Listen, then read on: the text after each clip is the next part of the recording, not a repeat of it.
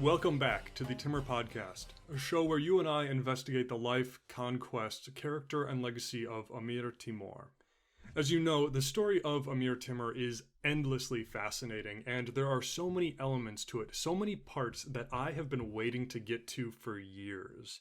And today we cover one of those moments. This is the story of Amir Timur's first invasion against Khan Tokhtamysh of the Golden Horde. We have followed the story of Timur and Tokhtamysh for some time now. In the late 1370s, Tokhtamysh fled to Amir Timur's court in Central Asia. Tokhtamysh was a rightful claimant to the throne of the Golden Horde, the Golden Horde being one of the four khanates established within the now gone Mongol Empire. Seeing this as a fantastic opportunity, Amir Timur welcomed Tokhtamysh, adopted him as his son, announced that he was the rightful heir to the throne of the Horde, and gave him thousands of soldiers to fulfill this right. However, Tokhtamysh was defeated several times by the various rulers of the eastern portion of the Golden Horde, and each time he retreated back to Timur, was welcomed, given more supplies and soldiers, and sent north again. Finally, after many attempts, Tokhtamysh was able to gain control of the eastern half of the Golden Horde, and in 1378 he was proclaimed Khan of this portion. And as we covered a few months ago in the Tokhtamysh-Timur War Prelude episodes, Tokhtamysh was able to completely change his resume as a leader and commander, because at the time, the Golden Horde was just in a hot mess. This was the so-called Great Troubles of the Horde. In short, the Horde was split into two parts, with both parts regular warring against each other, but neither side being able to defeat the other one. Further, on top of this, many of the client states under the Horde, most notably the Rus Principality of Moscow, had successfully rebelled against the Mongol yoke. And then you had other ongoing issues, such as there being remnants of the Black Death that was still popping up in various portions, and then outside powers as well, such as the rising Grand Duchy of Lithuania, which was gobbling up the lands on the perimeter of the Horde's territory. And although Khan Tokhtamysh had gotten off to a rough start, he completely reversed this. In 2 years, he had defeated the other powers of the Golden Horde and had united the northern Mongols behind himself. He retook the city of Sarai, he crushed the Rus rebellions and sacked the city of Moscow, and he had shown the world that the Golden Horde was back, in all of the power and the glory that the world remembered and trembled from. But these victories, mirroring the victories of his adoptive father, Amir Timur, caused tension between the two rulers. As Timur was essentially reclaiming the lands of the Chagatai Khanate and Ilkhanate, memories of history emerged. In years past, the Golden Horde had fought with both the Chagatai Khanate and the Ilkhanate, two of the other Khanates, over certain lands, and these were most notably the rich lands of Khwarezmia in Central Asia and the Caucasus, respectively. And now those same questions emerged. Who did these lands really belong to? Well, Timur had already stretched his influence over Khwarezmia, but the Caucasus was still left up in the air. Thus, in 1385, the Golden Horde invaded, sacking the mighty city of Tabriz and looting their way through Georgia and Azerbaijan. The next year, for maybe unrelated issues, or maybe to answer Tokhtamysh's challenge, Timur too invaded, looted, and subjugated Tabriz and the Caucasus. Tensions continued to rise between the former allies, so much so that in 1387, scouts of both armies clashed in the Caucasus, with the Timurids being victorious, but only barely so. The captured men of the Golden Horde were brought before Amir Timur, who released them after giving them gifts. His only request was that they return to their master and remind him of everything that his father, Amir Timur, had done for him. If the soldiers delivered that message, we'll never know, but either way, it appeared that Khan Tokhtamysh's decision had been made. After all, he was a descendant of none other than Genghis Khan, the Khan of Khans. He was the rightful heir to the throne of the Golden Horde. It was him who had united the Horde when so many others had failed. He was the one who ground the Rus princes back underneath his boot. He had scared the Lithuanians and the Genoese into peace. Who was this Amir Timur? From an unknown lineage of a pathetic Chagatai tribe? While Tokhtamysh had been triumphant over the powers of Eastern Europe and the steppe, Timur had, gobbled up some old, dying Persian regimes? He had invaded Mogulistan like 1 billion times and never captured his enemy. The empire of Amir Timur was held together by nuts and bolts. All that it would take to collapse would be a quick kick to the heartland. Then, with that, all the tribes and peoples of Central Asia would realize that Amir Timur had been nothing but a glass cannon, a relic of an older age. Thus, while Amir Timur was busy in southern Iran, Khan Tokhtamysh betrayed him. The Golden Horde invaded the heartland of Timur's empire, the land of Mawarnar, and with the Horde, their new allies of Mogulistan also invaded, and rebellion in Khwarezmia broke out as well. Tokhtamysh and his anti-Timurid alliance defeated Timur's son twice in battle, looted their way through Central Asia, carried off thousands into slavery, and burned the very suburbs of Samarkand, Timur's capital. The year of 1388 looked bleak for Timur. But as we have seen many times, and as we'll see many more, Amir Timur answered the challenge. Riding at lightning-fast speed, Timur and his army returned to Mawarnar, fought off the raiders, annihilated the rebellion in Khwarezmia, and then destroyed a vanguard contingent of Tokhtamysh's army. Tokhtamysh then retreated back to the safety of the northern plains, content in the loot and the plunder his army had acquired, and knowing that should Timur and his army come north into the steppe, their army would be swallowed by the harsh deserts and winters of that steppe. Or, more likely, Timur's lands would be attacked by the other enemies upon Timur's absence. But Amir Timur did not follow. Instead, upon the suggestions of his advisors, he instead spent the end of 1389 and 1390 to mop up the Moguls in the east, securing his homeland. Tokhtamysh had returned west, back to the heartlands of the Horde, to deal with issues back home, firmly believing that he had sent a powerful message to Amir Timur. Timur was not his master, not even his equal. No, Khan Tokhtamysh was the true master of Eurasia. But, as the Timurid historian Sharaf al-Din Ali Yazdi coldly states, fate had marked on the forehead of Tokhtamysh Khan the misfortune which must necessarily happen to him. The showdown between Tokhtamysh and Timur was here. Now, before we jump right into this, I do have 3 quick announcements, and I promise I'll make them real quick. First of all, I made a mistake in my last episode. I believe I ended it saying that the armies of Amir Timur were assembling in the spring of 1390 for this campaign that we're going to talk about. That should have been the autumn of 1390. I caught that looking back just now, and I wanted to avoid any confusion. But today we are starting in the fall of 1390. Okay, secondly, I've got some exciting things coming up soon with this podcast. Not just the regular episodes, although they're really going to start getting crazy too, but more extracurricular stuff, if you will. For example, I am totally revamping my ugly and outdated website, timurpodcast.com. Don't go to it yet. It's disgusting. But I know the story can get confusing, so to help with that, I've been working on a dictionary of all the friends and foes, if you will, of the political powers that Timur fought and interacted with. I'm also making a year-by-year timeline of his life with all the events, and then I'm hopefully going to get some new maps too. I'll let you know when that's all up there, but those changes and should be helpful resources, because I know it can get confusing. It gets confusing with me just writing it, so I don't know how you're doing it just listening to me ramble, but thanks for being there with me. Finally, I'm currently on the journey into making this podcast a part-time job. I'm getting closer every month, thank you to you. You're kind of making that dream become a reality or closer to one. So thank you for all your support. And I want to thank our new patrons, Jordan Laurent, a user with the name Suck My Finger, and Invisu, along with everybody else who is so generously giving. We are very close to halfway to my goal, so thank you for your support. Thanks for listening, and thank you for all of your encouragement. And with that, let's get back to the narrative. We are currently at the end months of 1390 as fall turned to winter. Now that his homeland was secure, Timur gathered his vast armies together. The plan was to gather at Samarkand, then march north to the city of Tashkent, spend the winter there, and then as soon as the frost melts, the invasion of the Golden Horde would begin.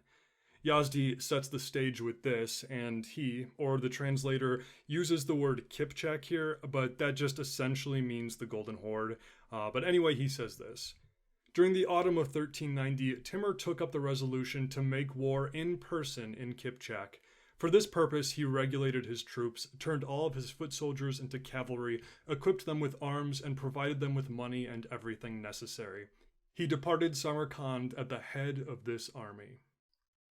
But pretty much immediately things go wrong. Terribly wrong. Amir Timur gets sick. And I'm not saying that he had a tummy ache or caught the sniffles. The Amir can't walk.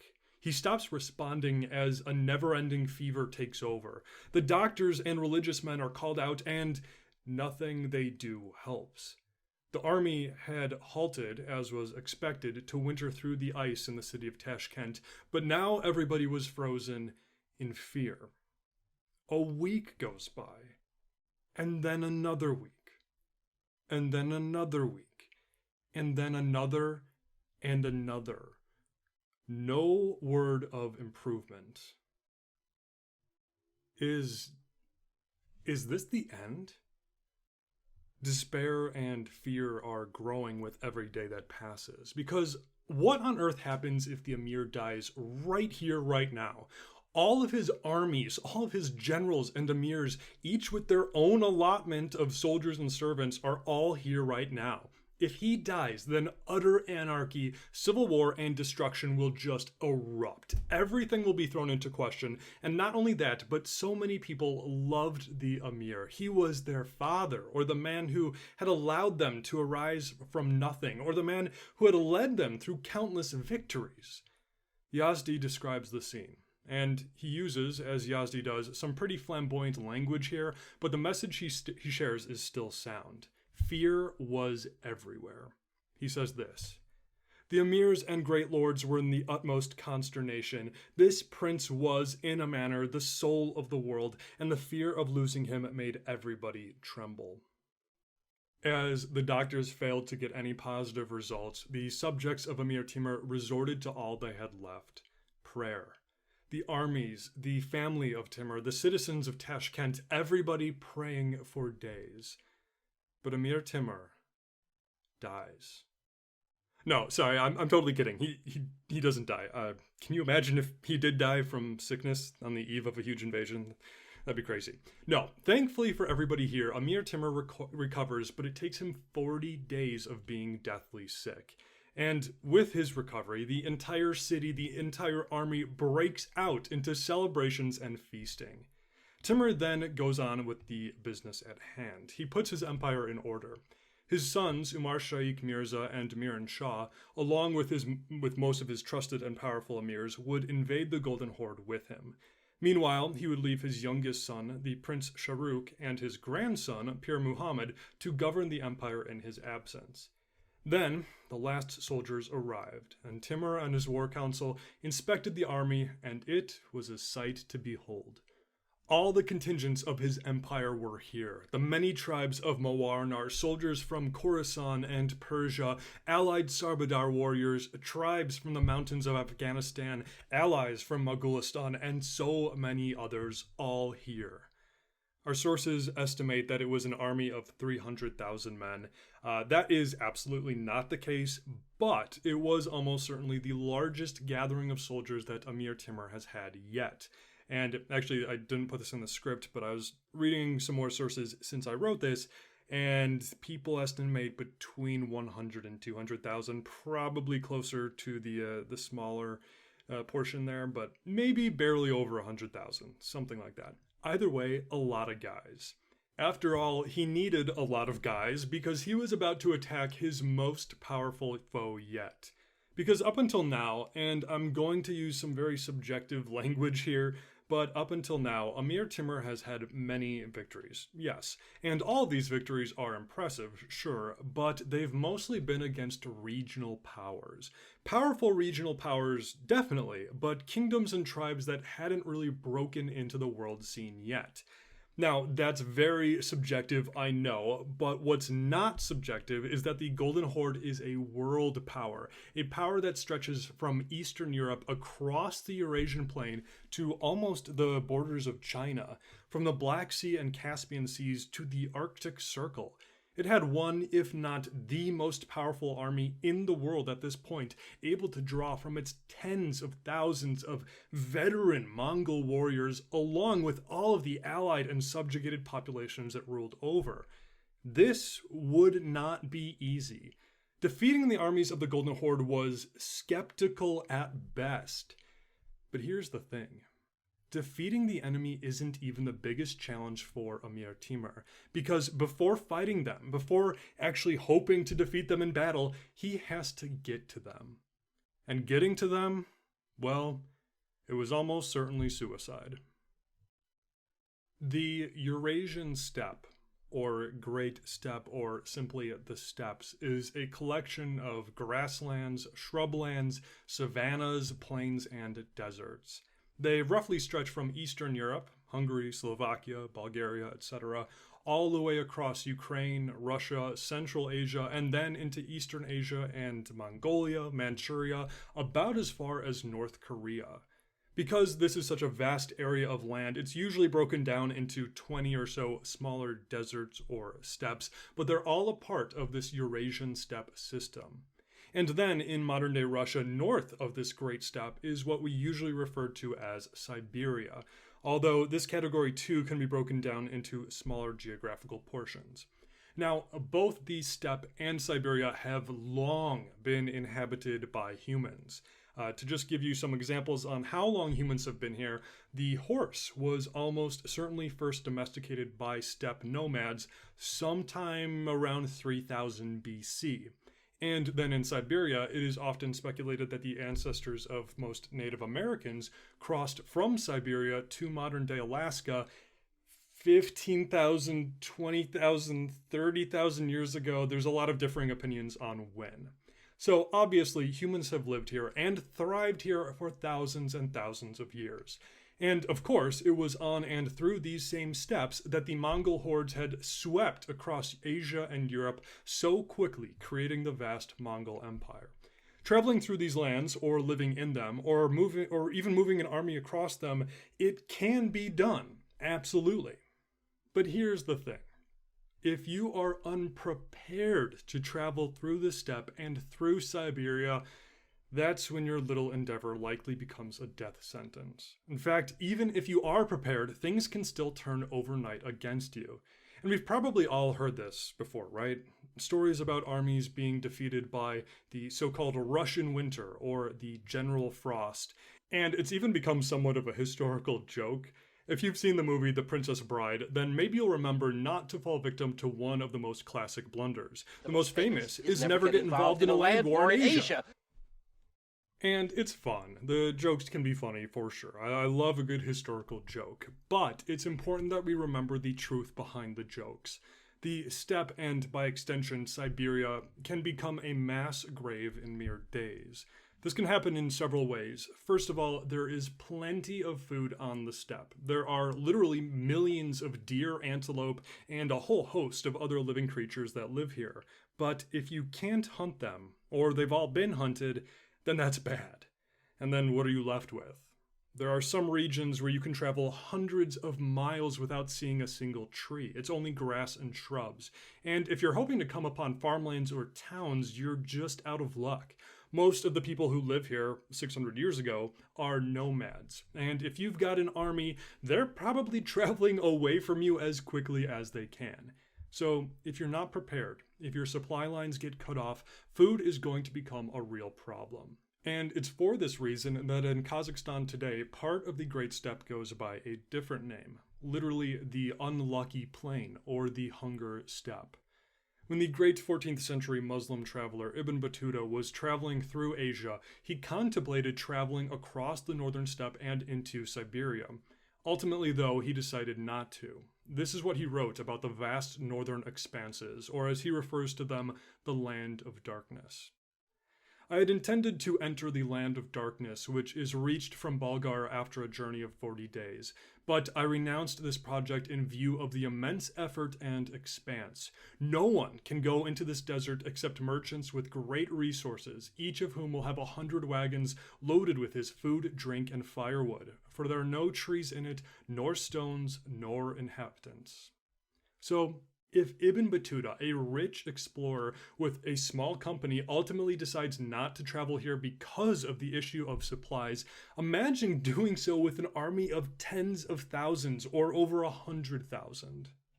And as Ibn Battuta also hints at, a second big problem of the steppe and Siberia is that, for the most part, there are no cities for you to trade in, no peasants to extort, no towns to pillage. You are here alone. In the 1250s AD, there was a Flemish missionary and explorer named William of Rubruck, who traveled through the steppes, and he summed it up pretty well with one sentence when he wrote this: "We traveled eastwards, seeing nothing but the sky and the earth." And I said you'd be alone, but maybe that's not entirely true, because if you've got an army, then chances are you're at war with somebody, and they're probably going to be harassing you and ambushing you pretty much the whole way, so have fun with that. And finally, the greatest danger of the steppe is the cold. I can't really give an average temperature because this land is just so vast and varies so much, but for a very rough estimate, imagine winters in the southern parts of the steppe to be around negative 15 degrees Celsius or 5 degrees Fahrenheit normally, and that's kind of warm. But then the more north you go, the colder it gets. I mean, there are places in Siberia that in the winter today can easily get to negative 50 degrees Celsius or negative 54 Fahrenheit. And add to that it can snow feet of snow late into the spring, and even summer months sometimes.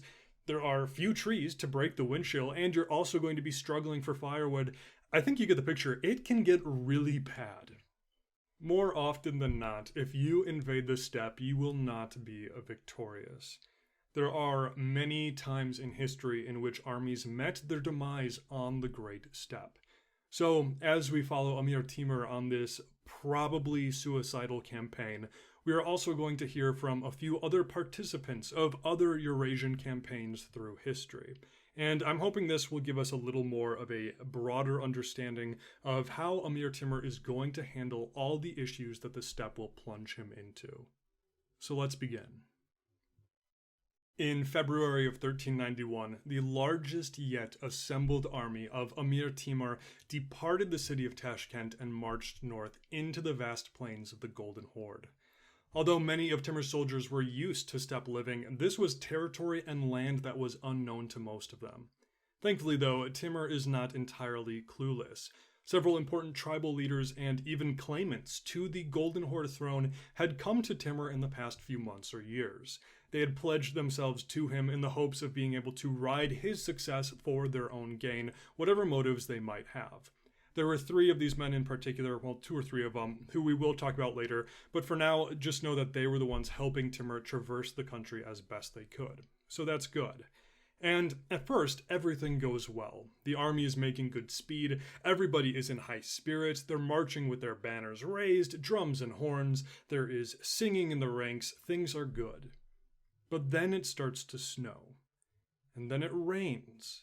And then it snows again. And then it freezes. It's February after all, and the progress just grinds to a slog. Carts are getting stuck in the mud, horses are freezing, and men can't feel their fingers, and they've only just begun. The long lines of men are inching, trudging forward, and then there's commotion near the front. Scouts are riding back, and they ride to Amir Timur and deliver the news. Several ambassadors from Khan Tokhtamysh have come. Timur orders that the ambassadors be brought before him unharmed. Camp is set up, the great tent is raised, and the diplomats are brought before Timur. Upon entering the tent, the visitors show all respect. They approach Timur, bow before him, and touch their foreheads to the ground many times. Then they speak, saying that they bring a message from their lord Tokhtamysh to the great Amir Timur. And Amir Timur is silent. The men begin speaking uncomfortably, not knowing if they should or not, but they do, and they apologize for their master, saying that Khan Tokhtamysh has acknowledged the errors of his ways. He should never have crossed the man who had helped him and who had adopted him. They then began heaping compliments and grand titles on Amir Timur. Yazdi says they bombarded him with 1,000 praises. And Amir Timur is silent. The ambassadors are now awkwardly looking at each other. They motion to their servants who leave the tent and return with a collection of fine gifts. Treasures are placed on the ground before the emir. Several beautiful and perfect horses are handed to Timur's guards, and then finally a beautiful falcon is displayed. Timur had a love for birds and for falconing, and so the bird is brought to him. He holds the falcon on his arm, admiring it, before giving it to an attendant.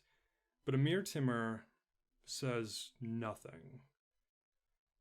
So, finally, the chief ambassador steps forward and pulls out a document. It is a letter written by Khan Tokhtamysh himself. He reads it, and this is what the Timurid sources say the letter said. Your Majesty has always acted the part of a father towards me. You have always nourished and brought me up as your son, and the favors I have received from you are innumerable. If any wicked proceedings and the war I have carried on by the instigation of some malicious people, which has been my misfortune, and of which I repent and am ashamed, can once more find clemency of my lord, this will be in addition to the obligations I owe to him. This goodness will make me consider what I am, and hereafter, far from acting contrary to the treaties made with his majesty, I will do everything which shall please him in token of my repent and thankfulness. In short, I will be a submissive and obedient servant to his orders. The diplomats, the guards, the slaves, the royal entourage, they're all quiet. All eyes are on the emir. Timur finally stands up. And according to Yazdi, this was his response. When your master Tokhtamysh was wounded and fled from the enemy, I received him like a son and ranked him among my children. I took up his interests and made war on his enemy Urus Khan on his behalf. I sacrificed my own soldiers and my own equipment, which were lost that hard winter. However, I continued to support him and placed this country in his hands. I made him so strong that he became Khan of the Kipchaks, and he mounted the throne of Jochi Khan. But when fortune had begun to smile on him, he forgot his obligations to me, and without thinking how a son ought to behave towards a father, he took the opportunity while I was occupied with the conquest of the Persians to betray me, sending troops to ruin the borders of my empire. I pretended to take no notice, hoping that he might be ashamed of his actions and in future abstain from such future mistakes, but he was so drunk with ambition that he could not distinguish good from evil. He sent another army into my country against me, but it is true that as soon as we marched against him, his advance guard fled at the very dust of our approach. And now, when Tokhtamysh has heard of our march, he begs pardon, because he knows no other way to save himself from the punishment he deserves. But since we have had him break his word and violate his promises so often, it would be imprudent to trust his word. With the aid of God, we shall carry out the decision that we have made. If, however, he speaks the truth and wants peace with all of his heart, let him send to us Ali Beg, his minister, who can then negotiate with our chief emirs. Timur then sat down. The meeting was done. The ambassadors were then given supplies, food, gifts, and they were sent back on their way, but both sides now understood what was happening. Peace between father and son was impossible. But what were Amir Timur's goals? We know he's setting out to defeat Khan Tokhtamysh and the Golden Horde, but what does that exactly look like? The Golden Horde did have a capital, the city of Sarai. It did have other impressive cities too, such as Astrakhan, but these were all the way west of the Caspian Sea, way out of Timur's reach for now. So he can't really defeat the Horde by destroying its cities. No, he has to defeat the army. But where is the enemy army? Is there even an enemy army? I mean, Timur doesn't even know if Tokhtamysh is going to face him in battle. After all, why should he? Everything is in Tokhtamysh's favor. Let Timur dive deeper and deeper into the trap that is the steppe, and then, when his army is depleted, starving, freezing, and lost, then that's when you pounce. Or just retreat from them further and let the elements kill the Timurids. Let the steppe take care of them. Or, even better, let them fight amongst themselves. Anyway, time and nature, they're all allies of Khan Tokhtamysh here, and those are Timur's real enemies. And those two enemies, time and nature, the steppe, they attack the Timurids. In early March, progress has again ground to a screeching halt. The roads, well, there are no roads, but the ground is mud or ice. Water is running out, food is running out, the horses especially begin suffering, and the soldiers are seeing more and more dead or dying horses on the side of the columns of troops. Then, one morning, news reaches Amir Timur that several officers have fled his army, likely on a search to find Khan Tokhtamysh and pledge their loyalty to him. Riders were sent out to find these traitors, but were unable to. Timur's army has only been traveling 1 or 2 weeks, and already the cracks are forming and spreading. In the early 1700s, about 300 years after Timur, the Great Northern War was ravaging across Europe. And in the year 1708, one of the primary superpowers of Europe, the Swedish Empire, invaded the Tsardom of Russia. King Charles XII of Sweden, leading possibly the best soldiers in all of Europe at the time, entered the steppe, entered Russia with almost 100,000 men. More than half of them would never return. Peter the Great of Russia knew that with his enemy at full strength, he probably would not be able to defeat the Swedes. So he waited. He withdrew. He burned his own villages and farms and towns to deny aid to the Swedes. He harassed them. He ambushed them. He waited. The Swedes were successful at first, but with every passing month, cold, hunger, disease, and the harassment of the enemies took more and more men to the grave. Now, the Swedish army was incredibly well organized and supported, and its soldiers were also veterans of living off the land and extorting the local peasants for food and supplies. In Poland and Lithuania, the peasants hid their food from the Swedes in underground cellars or holes, and the Swedes made equipment and tactics to root out this hidden food. But here on the steppe, things were different. Gustavus Adlerfeld, chamberlain to the King of Sweden, kept a detailed journey of the campaign, and this is how he describes the issues at hand. We were again deceived by our expectations. This land produced nothing to refresh the army, and the subterranean magazines of food made by the peasants were very hard to discover, and even if we could have found them all, they would have been very insufficient for the supplying of our troops. The soldiers suffered during that march, especially the cavalry, who found not even grass for their horses. As the months went by, the situation kept getting worse for the Swedes.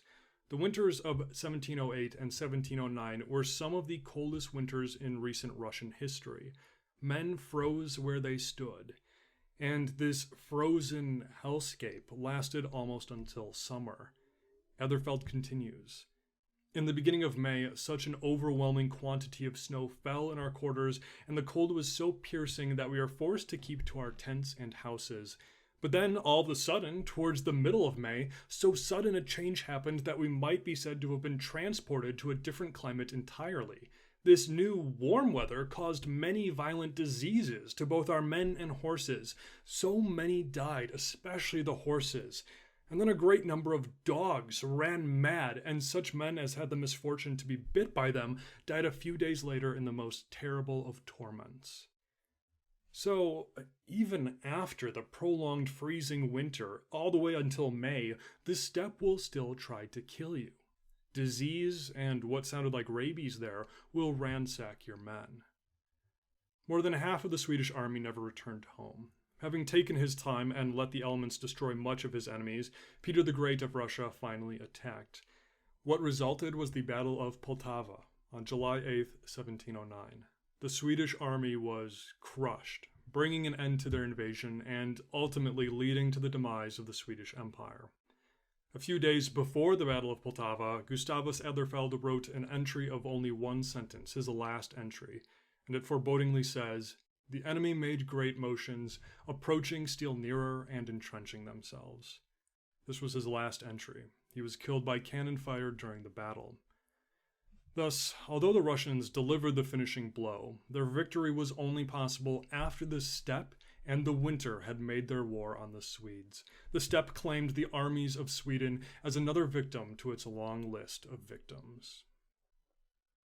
It is now the first week of March in 1391.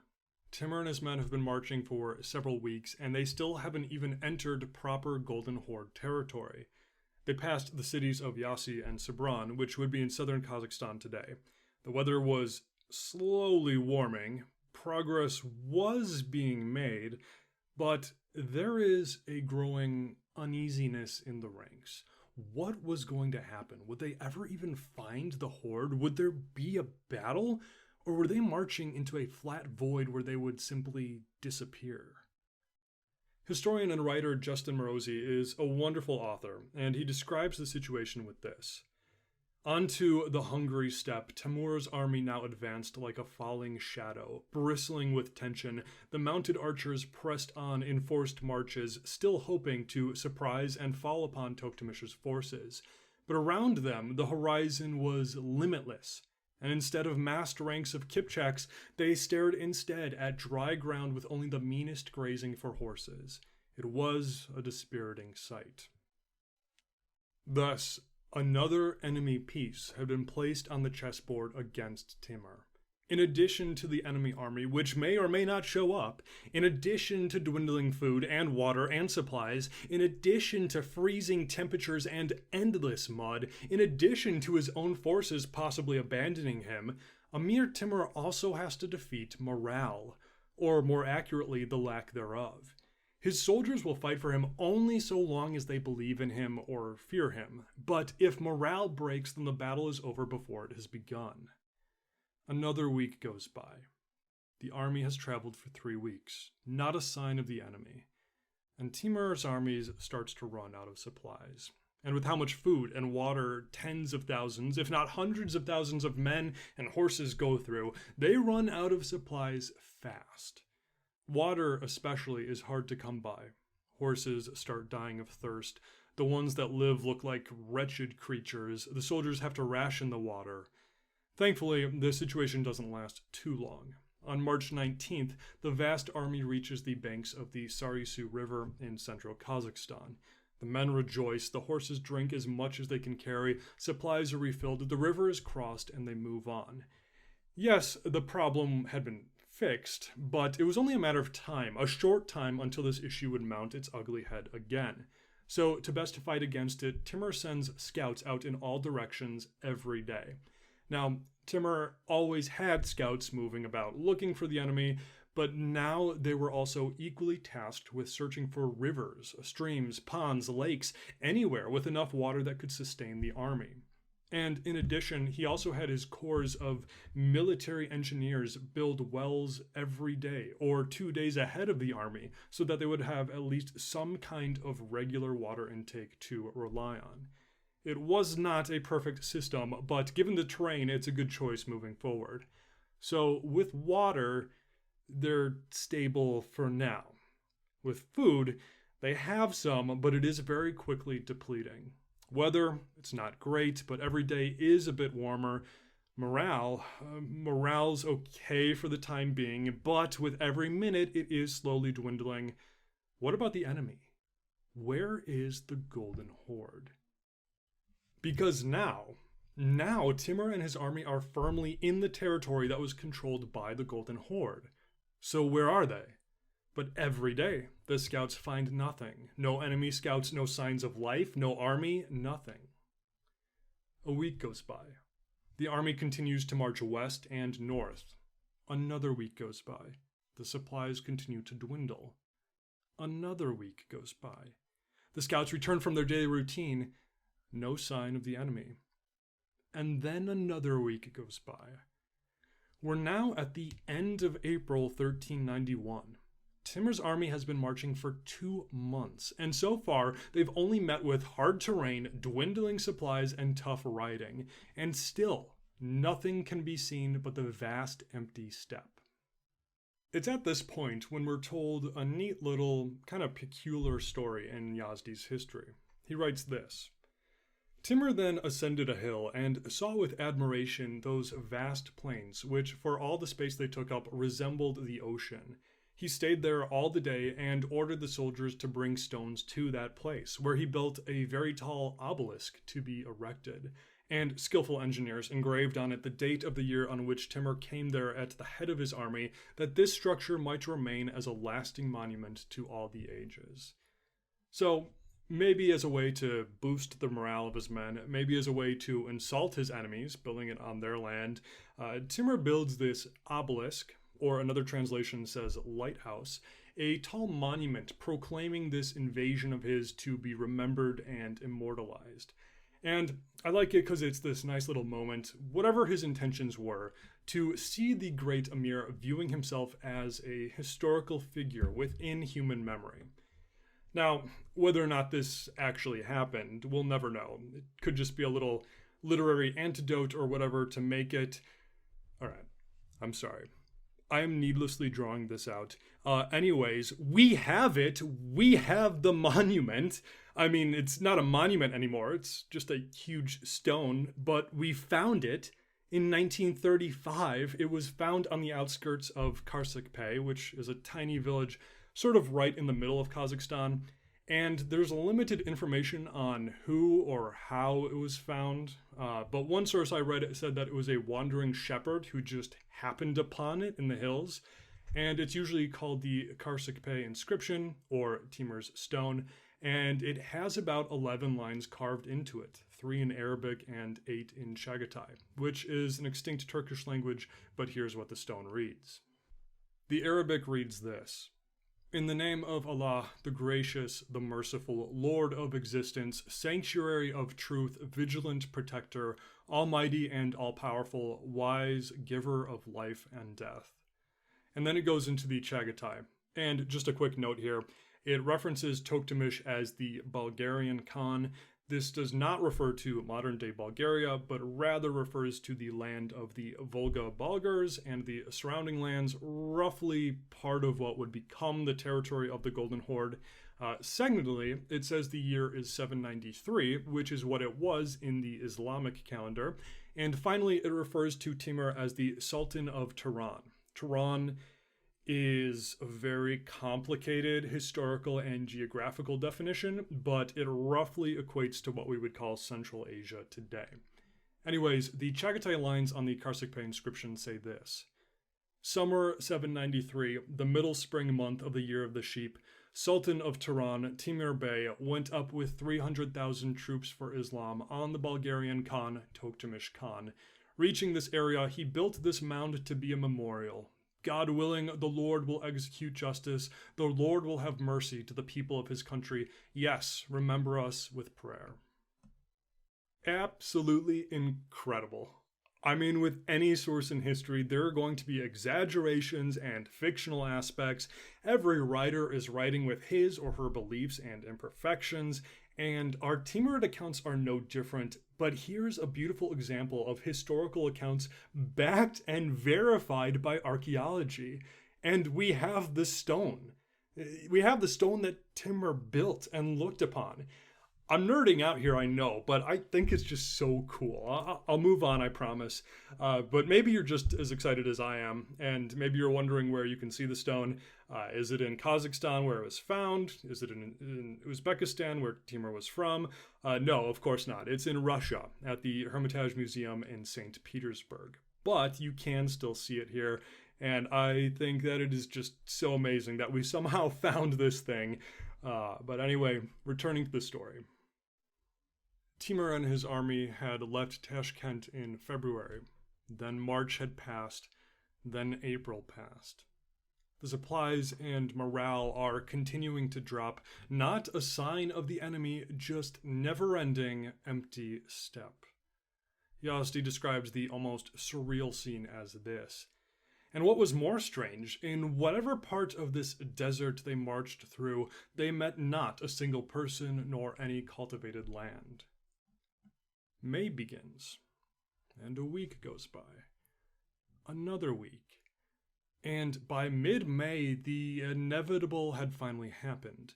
The army was almost completely out of food. Everybody had already been eating less than they should have, but now the situation was desperate. Amir Timur had his officers send word throughout the entire army. Every soldier, every slave, every camp follower, every Amir or officer, every single person now has to adhere to strict rations. Further, nobody is allowed to cook without permission. All food has to be handed over to the rations. If anybody cooks their own food, or hides their own food, or steals food, they are publicly executed. All food now belongs to the army. The rations are 2 bowls of stew a day. A thick, hearty stew with meat and whatever vegetables were at hand, and anything else that could be thrown in.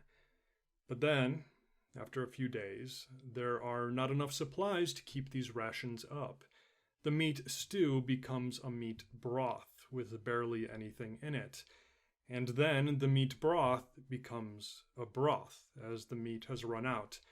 A few days of this, 2 bowls of this watery broth are cut down to a single bowl a day.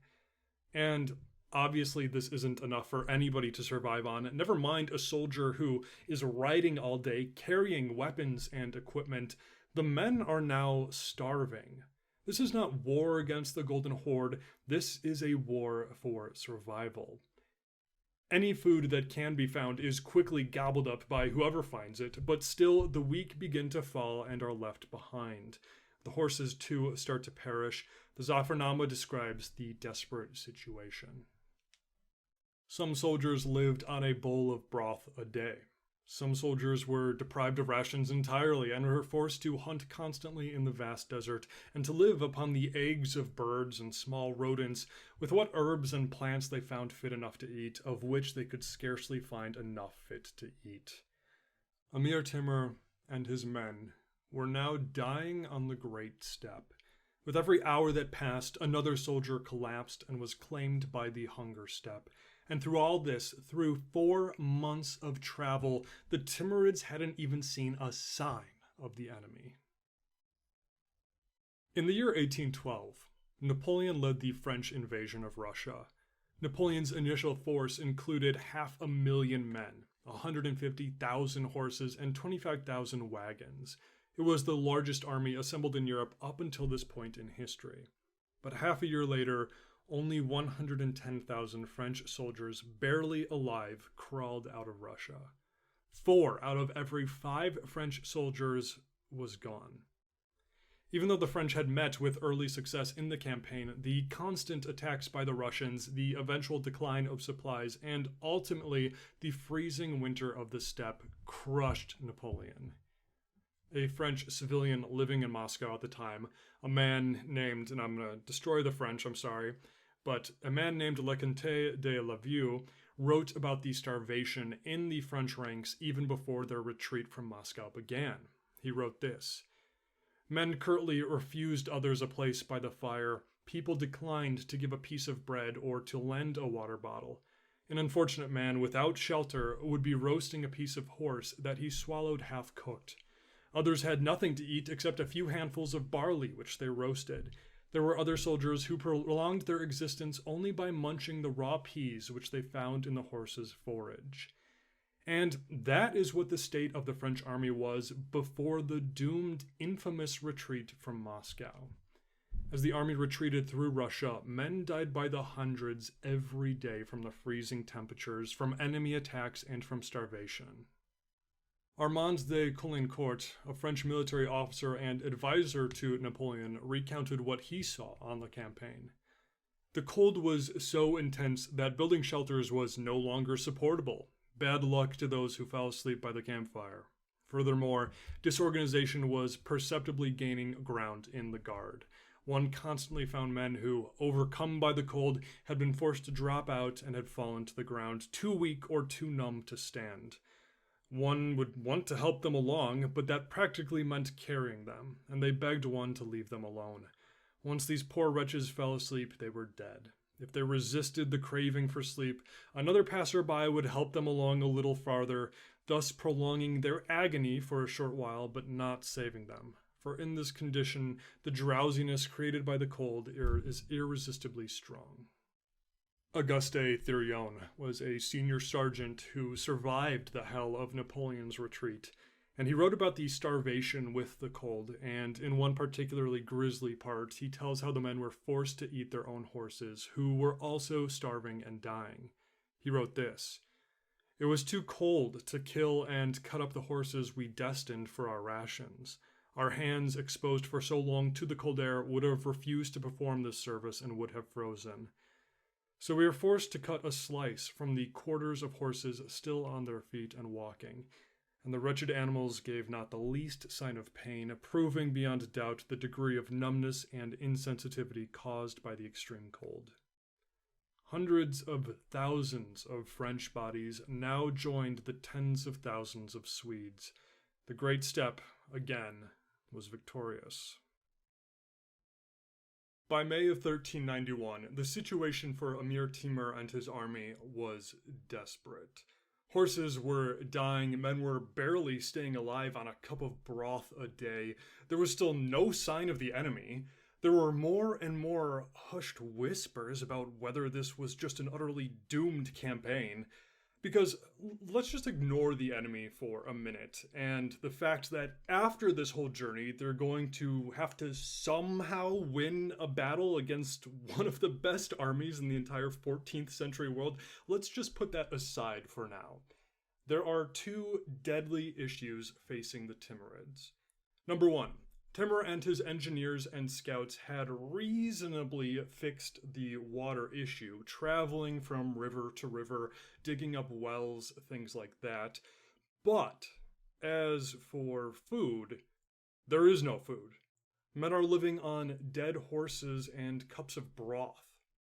The thing is, though, is that the steppe is actually teeming with life, and thus teeming with food.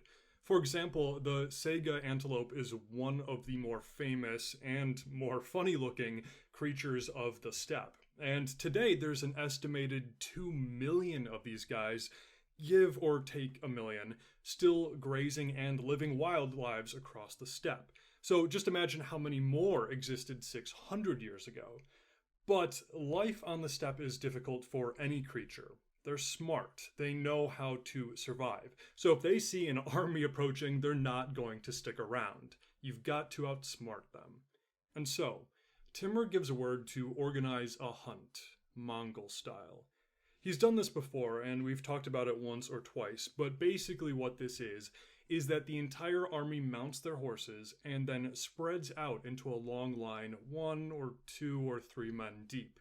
Then this line spreads for miles or kilometers. Men are riding shoulder to shoulder, and it forces any animal, from the smallest rodent to the largest mammal, to flee before them. But then, the ends of this line increase their speed, making the line into a semicircle, and then finally, they connect both ends of the line, creating a gigantic human circle with a circumference of miles. Meanwhile, any and all animals caught in the circle are forced towards the epicenter. The circle slowly closes until finally it's just a chaotic and violent mass of all manner of terrified creatures. And then the butchery begins. The circle is closed and everything inside it that is not man or horse is killed. Now, you may be asking, this seems like a great idea. Why hasn't Timur done this yet? Well, the main issue is that you're basically risking any defense you might have against a potential enemy army. And sure, the scouts haven't reported anything, but the Golden Horde, Khan Tokhtamysh, is somewhere out there. He could be halfway across the steppe, or he could be on the horizon. Nobody knows. And if your entire army is spread out over miles in a thin line, you're basically begging to be ambushed and routed. But at this point, Timur has no choice. His men are dying. So he tells his officers, begin the hunt. The entire army mobilizes, the line is made, the ends of the circle connect, and riding in it is Amir Timur himself, leading his men in person. After hours of riding, the messengers arrive and say that the circle is complete, so then it tightens. Finally, the soldiers see their catch. Thousands upon thousands of animals of every size and type, rodents, mammals, birds, caught in this human noose. New life fills these starved, exhausted troops as they fall upon their prey.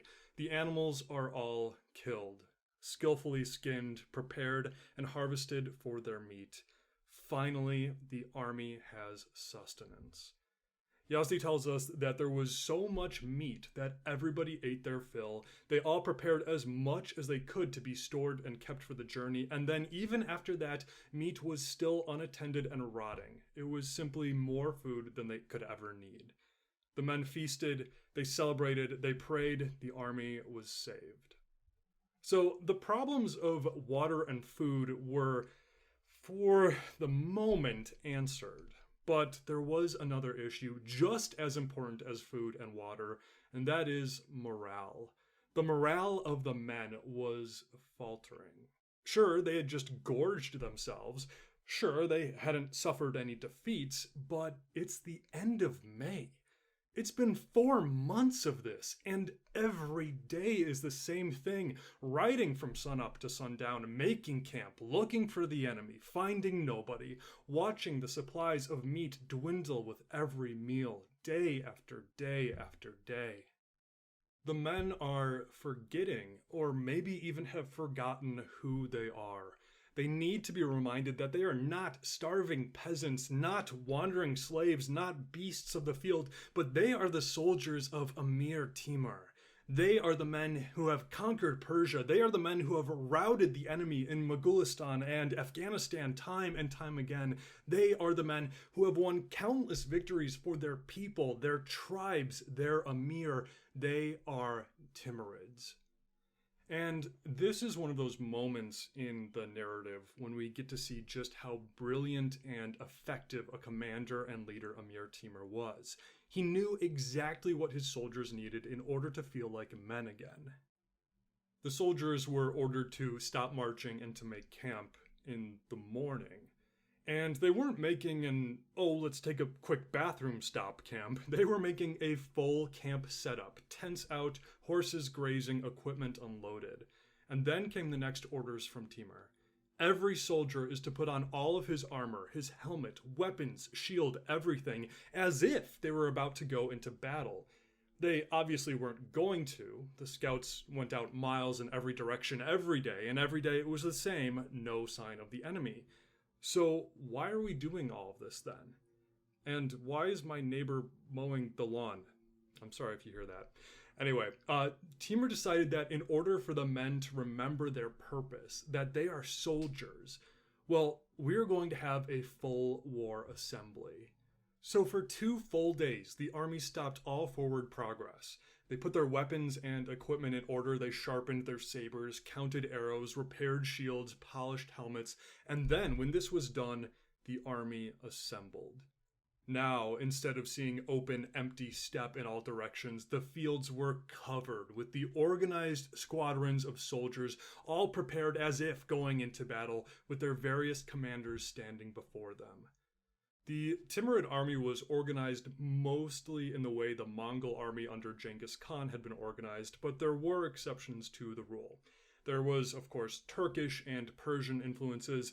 After all, Timur's army spanned many cultures and peoples with military traditions that went back thousands of years. But, generally speaking, Timur's army was organized with a decimal system. The smallest unit was 10 men, which was led by an officer usually called a Anbashi. Then these 10-man units made up squads of anywhere between 50 and several hundred men, depending on the time and campaign. These groups were usually labeled with the Mongol name of Koshin. Koshins that made 1,000 men were labeled with the Persian word Hazara, and then 10 Hazaras made up a Tumen, which was a Mongol military unit. Normally speaking, a Tumen was 10,000 men, but due to casualties and other logistical issues, they were often not quite that large. Soon, we're going to have a full episode where we just discuss the men, the equipment, the fighting styles, and organization of Timur's army, but that's just a quick snapshot for now. And so, all of the Tumans prepared as if going into combat and covered the steppe with their commanders in front, all men standing silently, waiting. When this was completed, Amir Timur rode out before them, and he wasn't in his travel clothing, whatever that would be. No, the Amir rode out decorated, equipped, and in all of his glory. Yazdi described him with this. Timur mounted his horse, clothed in royal robes. He had on his head the crown of gold enriched with rubies, and held in his hand a golden mace carved at top like an ox's head. Timur then rode from left wing of the army all the way to the right. He stopped at each Tuman, dismounted, talked with the commander, and inspected that commander's troops. Every man was expected to have clean equipment, helmets, a certain level of armor depending on their fighting style, a lance, a sword on the left side, a dagger on their right, a quiver full of arrows, and a bow. If they were cavalrymen, as most of them were, then their horses were also expected. And so, the inspection began. We are not told of every individual stop and inspection by Timur, but we are given a few. The first group that Timur inspected was on the end of the left wing. It was led by a Berdi Beg, a prominent leader of the Jalir tribe. Berdi Beg was a great and skilled warrior. According to the Zafarnama, this was a man who, quote, had on 100 occasions given marks of the greatest valor and most unbelievable conduct. Upon Timur's approach, Berdi Beg dismounted his horse, fell before the Amir, and pronounced, "Let all the world be obedient to Timur. Our heads and our lives shall always be ready to be sacrificed at the feet of the horse of your majesty." Timur then inspected the soldiers, marching through their ranks and making observations. The Tuman was ready. Timur praised Berdi Beg on the condition of the soldiers and then went to the next group. The next group was led by a close friend of Timur, Kudidad Hussein Barlas, who said a prayer for Timur and was met with Timur's approval. Then came a battalion led by Shaikh Temur, son of Aktemur Beheder of the Saldas tribe. Aktemur Beheder had been a close friend and mentor of Timur, but died in 1386. Leadership of the tribe then went to his son, Shaikh Temur, who now stood here showing his men off. Interestingly enough, Yazdi says that these men had different equipment than the rest, including nets, which they used to trap enemy soldiers before skewering them. Then Timur came to the men led by his son, the Prince Umar Shaikh Mirza. Umar Shaikh bowed before his father and exclaimed, "I pray to God that fortune be at your disposal and always give you the advantage over your enemies." And Timur praised his son for his loyalty. At each stop, Timur talked with the commander, inspected the soldiers, and then rewarded and praised that commander for the state of his troops. Because in most of these cases, it was that commander who had done the recruiting, the funding, and equipping of those soldiers. And then Timur continued down the line. Other notable commanders included Amir Suleiman Shah Duad Duklat, who was married to Timur's sister and one of Timur's closest friends. There was Timur's grandson, Muhammad Sultan Mirza, son of Timur's deceased son, Jahangir. Muhammad Mirza was Timur's favorite grandson, just as his father had been Timur's favorite son. Upon seeing his grandson and inspecting his soldiers, Timur exclaimed, "My very dear and worthy son, my family, being enlightened by such a lamp as you, can never fail of continuing in brightness and splendor." Continuing on, there was also Timur's son, Miran Shah, with the many skilled soldiers of Khorasan. There was also a man named Saif al-Din Haji. Saif al-Din is an interesting guy. He had probably come from a small and unimportant tribe in Mawarnar, but he might also have been a slave. Either way, he somehow made his way to Timur's entourage years before Timur would ever take power. He was one of Timur's oldest followers back when Timur only had a couple dozen or so, and as such, he was one of Timur's most trusted friends, who was even trusted to mentor Timur's own sons when they were younger. He was also a patron of the arts and a poet as well. Another interesting man was Gahansha, or Jahansha Beheder, and we've met this guy before an episode or two ago when he helped defeat some rebels. And Jahansha was one of, if not the most powerful emirs in Timur's empire. He and his family were leaders of the mighty Karaunus tribe, and usually Timur replaced leaders of tribes, moved them around so that he could proactively prevent thoughts of rebellion and whatnot, kind of make them less comfortable with the men they led. But not Jahanshah. Jahanshah, just like his father had been, was trusted enough to keep control of his own tribe. Jahanshah too helped mentor Timur's sons. Finally, there was also Sultan Mahmud Khan, who we also met an episode or two ago. Sultan Mahmud Khan was actually the leader of the Timurid Empire. He was Timur's puppet Khan, who was given that position 3 years ago when his father died in 1388. And Sultan Mahmud Khan had no real power, but he was devoutly loyal to Timur and also apparently had some military leadership skill, and he played roles in several of Timur's campaigns, including this one. But anyway, that gives you a bit of a look into the individual officers of Timur's army at this point in time, and there were many other men too, but most of them were not listed. After inspecting the entire army left wing to the right and finding all of the men equipped sufficiently, Timur was pleased. He possibly gave speeches, but unfortunately we aren't given these, and I also don't know how he would do that. By all accounts, he had a booming and powerful voice, but not one that was enough to echo across the steppe and be heard by the whole army. But what could be heard is what happened next. With Timur's command, the entire army went ballistic, shattering the silence of the steppe. All of the drums were beat, all of the horns were used, the banners were raised and waved, swords hit on shields, spears pounding into the earth, horses neighing and bristling with excitement, and then all of the men, tens of thousands, possibly up to 200,000 men, yelling, chanting their war cries. At first, just the chaotic yells from all directions, including their normal Saroon, victory, Allahu Akbar, before finally all in unison shouting, Timur, Timur, Timur. The army was a sight to behold. Yazdi wrote, "Everyone, seeing the exact order of this great army, could not sufficiently admire the power, valor, and great conduct of the invincible Timur." Morale soared. The men had been reminded who they were. They were Timurids. The next day, marching was faster. The mood was lighter. There was more excitement in the ranks. The whole army had been given new life. So, Timur has, for now, handled the three big challenges of the steppe. They have enough water, they still have cured meat from the hunt, and the morale of the soldiers has been significantly raised.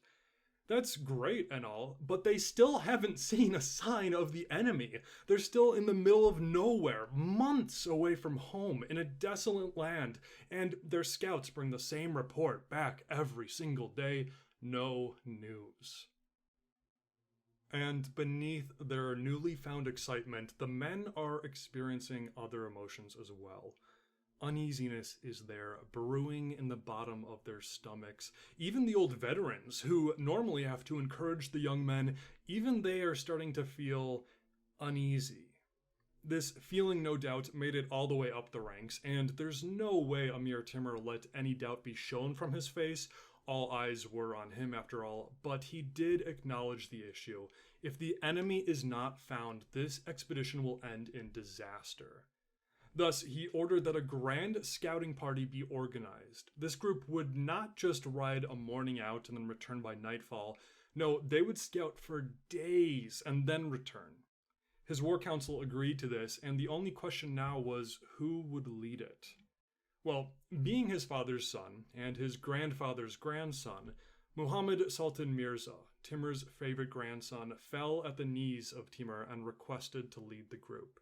Timur reminded Muhammad that this was not just a routine drill, this was an incredibly dangerous, incredibly risky maneuver, and that its success was absolutely vital. The entire army would be waiting for news. Muhammad convinced the circle that he was up for the challenge, and Timur praised his grandson, smiled at his courage, and agreed. The young prince then departed with a significant amount of horsemen, the hopes of the entire army following them. Oh, and by the way, Muhammad right now is 15 or 16 years old. When I was 15, I couldn't decide what Hogwarts house from Harry Potter I was in. I wasn't leading a scouting party into enemy territory that an army of hundreds of thousands absolutely relied on. It's just crazy. Muhammad is the pride and joy of his grandfather, the creator of an empire, and I'm a Hufflepuff. But anyways, Muhammad and the scouts depart. The army keeps marching, everybody nervous and waiting. And I would bet that Amir Timur was the most nervous of all. He had already lost his most beloved son, Jahangir, and now the son of Jahangir was out there in the vast emptiness. Who knows if he's dead or alive? And with every second that passes, the uneasiness grows. The first day goes by, and then another, and then another. And then on the fourth day, the scouts return. Muhammad returns. The army rejoices, but everybody is waiting for the report. What did they find? Did they find the enemy? Was Khan Tokhtamysh close? Well, there's good news and there's bad news. The good news is that Muhammad had indeed found signs of the enemy. They had found areas of land that had clearly been crossed by thousands of horses and soldiers. The whole path was destroyed by millions of footprints and hoofprints. They followed the path as far and as fast as they could, but nothing. At one point, they found an abandoned campsite with the coals of the fires still warm, but not a single enemy. And that's the good news. At least they have a sign, so they know that, hey, at least the enemy does likely exist. But the bad news, well, the enemy almost certainly knows we're here. They probably know where we are, what we're doing, how many of us there are, and we still have no idea where they are, how many of them are there, and what they're doing.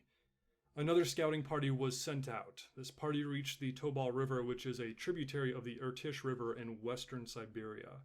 At the river, the scouts found more horse tracks and even saw some fires burning, but again, not a sign of the enemy.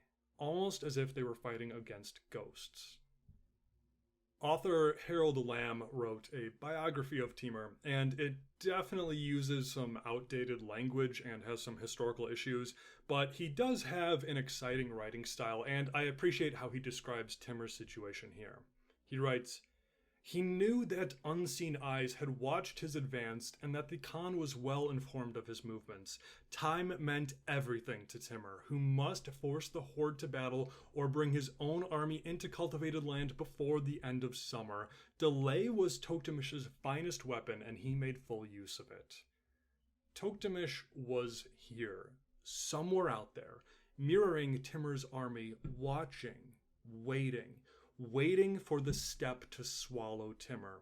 And then the horde could squash whatever was left. Meanwhile, Timur is sort of at a loss. He keeps sending scouts out, bigger scouting parties, and they cannot find the enemy. Sure, they'll see signs, abandoned camps, maybe a dead horse, downtrodden land, but nothing. Yazdi says the scouts were wandering like, quote, vagabonds in this vast desert. And each day, the officers and quartermasters come before Timur and give him updates on the inevitable. The supplies are dwindling. The food is starting to get scarce again. The meat is running out. The morale of the men is declining. The grumbling is louder. The fear is stronger. The steppe again is starting to devour the army of Amir Timur. In June of 1941, Nazi Germany declared war on the Soviet Union and launched Operation Barbarossa. Millions of German, Romanian, Finnish, Italian, Hungarian, Slovakian, and other Axis soldiers swept into Russia and across the steppe. At first, the invasion went mostly well for the Axis, but the Soviets eventually stopped the bleeding and the Eastern Front of World War II became a meat grinder.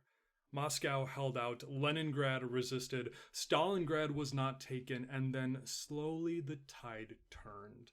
The Russians began pushing back. The Axis lines began to strain and crumble, and with every year the situation became more and more desperate for the Third Reich and its allies.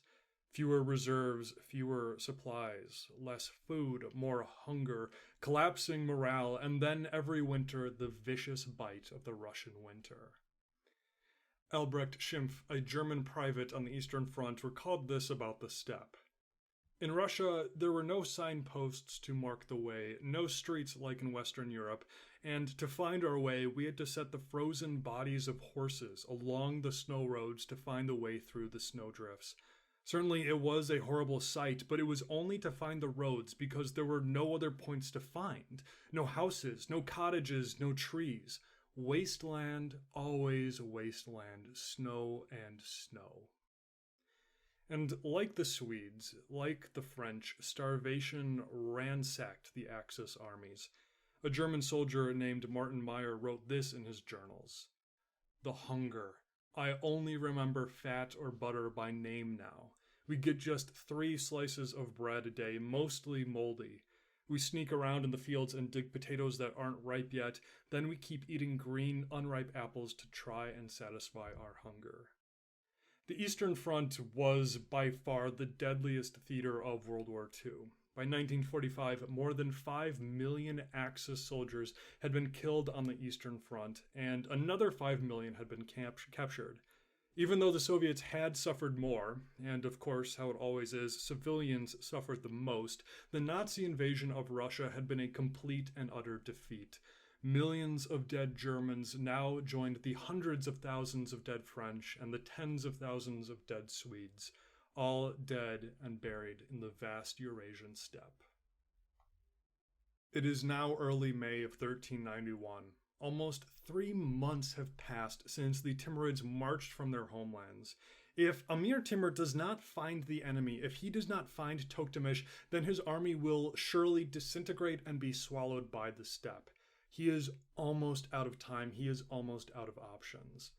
So, desperately, Timur organizes another massive scouting effort. This time, it would be led by a Turkman named Shaikh Daoud, who had traveled through and lived on these plains many times before. Shaikh left with his detachment, and the men traveled 2 days and 2 nights west, and the whole army waited. Finally, Shaikh returns, and he returns with a prisoner. The scouting party had eventually found a tiny encampment of huts on the edge of one of the vast Siberian forests. The huts were not enemy soldiers, but a group of local peasants who were scratching out a living here. One of the peasants was captured, bound, and brought back before Timur's huge army, which I feel so sorry for this guy. Like, one day you're chopping firewood in your humble village, and the next day you're brought into the camp of hundreds of thousands of soldiers, and then interrogated by Amir Timur. That's a bad day. So the man is interrogated. Where is Khan Tokhtamysh? Where is the army of the Golden Horde? And the man has absolutely no idea. He is terrified and confused. He obviously has no idea what Timur is talking about. He hasn't seen a huge army, well, until now anyway. There has been nothing happening, just like there is never anything. Actually, wait. Now that you mention it, something odd did happen a few days ago. 10 days ago, he saw a dozen or so armored horsemen ride past in the distance, and then somebody else from the village noticed that these men were probably camping in the nearby forest. That's it. A lead. Finally a real lead. Timur immediately acts. He stands up, points. You, get your men. Go to these woods as fast as possible with as many men as you need. Bring me those soldiers. Everybody furiously acts. Men jump on their horses, throw on their helmets. The scouts ride out to find the enemy. And they do. The Timurid scouts ride into that part of the forest. They find 10 enemy soldiers, surround them, and order them to surrender. This order is refused. Swords are unsheathed, arrows knocked, and a small skirmish ensues. Several of the enemy are killed before 2 or 3 finally throw down their weapons and surrender, but the first blood has been shed. The men are immediately brought back before Timur, who has them interrogated, probably tortured, for everything they know.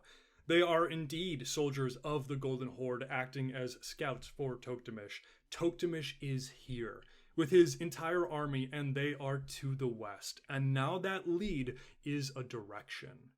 The captives are executed, and the entire army now moves straight west as quickly as they can. On May 11th, the Timurids reach the Ural River. The local guides who had been helping Timur tell him that there are 3 crossing points nearby, 3 fords, where the men and horses can march across the shallow water. But the thing about river crossings is that they are pretty much the worst place to be ambushed. And knowing now that the enemy is out there somewhere, Timur refuses to go to any of these fords. Instead, he orders his men to swim their horses across the river, which they do. It takes 2 full days for the entire army to cross the river, and the whole time everybody is terrified that the Golden Horde is going to show up at any second, but they cross the river successfully. In late May, some of Timur's scouts hear talking in a forest near the Samara River. They investigate, find more enemy scouts, a fight ensues, and another captive is taken. He is brought before Timur and gives what he knows. Tokhtamysh and the leaders of the Golden Horde are certainly out there, but they're keeping their distance, refusing to give battle until Timur's army is sufficiently weakened by the steppe. The man is executed, and Timur consults with his war council. If Tokhtamysh is out there waiting and watching, then we'll just have to show him that we know that, and we're not afraid. Let's flip the script and dare him to attack us. So a new order goes out. Now every day the entire army will sing, bang drums, talk openly, blare trumpets, make noise, just asking to be found, just daring Tokhtamysh to attack. And then, every night when camp is made, defenses and guards are set up too. So this is done, and the enemy responds. Not by attacking, no, but now there is no pretense of hiding. Reports start pouring into Timur. Timurid scouts and foragers are getting attacked and killed, and before help can get to them, the enemy disappears. And then, the army comes across vast grasslands that have been burned, with Tokhtamysh applying scorched earth tactics to prevent Timur's horses from grazing. Now, thankfully, the wet spring prevented this from becoming a disaster, with much of the grass surviving, but it was clear. Tokhtamysh would not give battle until he wanted to, and he was more than happy to wait. The next day, some of Timur's scouts return with 3 prisoners. The men are interrogated, and apparently Khan Tokhtamysh had not known about Timur's invasion for a long time. It wasn't until some deserters from Timur's army arrived to Tokhtamysh's court in mid-spring that he found out. And apparently Tokhtamysh had been enraged upon hearing that Timur was coming with an army that outnumbered the sands of the desert. And Tokhtamysh vowed that he would raise an army twice as large, and quickly declared that the horde should assemble. These prisoners also confirmed that Tokhtamysh had waited near the banks of the Ural River to ambush Timur on one of those 3 crossing points, and had been furious when Timur just swam across. Timur thanks the prisoners by executing them. And this is all welcome information, but it doesn't solve any issues. The enemy is out there. They're harassing us. They're even skirmishing with our scouts, but still they refuse to give battle. And every day, Timur loses a few more men. The supplies dwindle a little bit more. There's 1 more soldier in his ranks panicking. There's 1 more horse collapsing. In most cases, anytime the scouts see smoke or hear voices or find hoofprints, the enemy is gone. In other cases, the scouts are ambushed and killed. But Timur's men are not completely helpless. At one point, a small host of Timurid scouts encounter 40 armored enemy soldiers. These soldiers are not scouts, but instead exhausted and confused soldiers. Thus, they promptly surrender to the Timurids and are interrogated.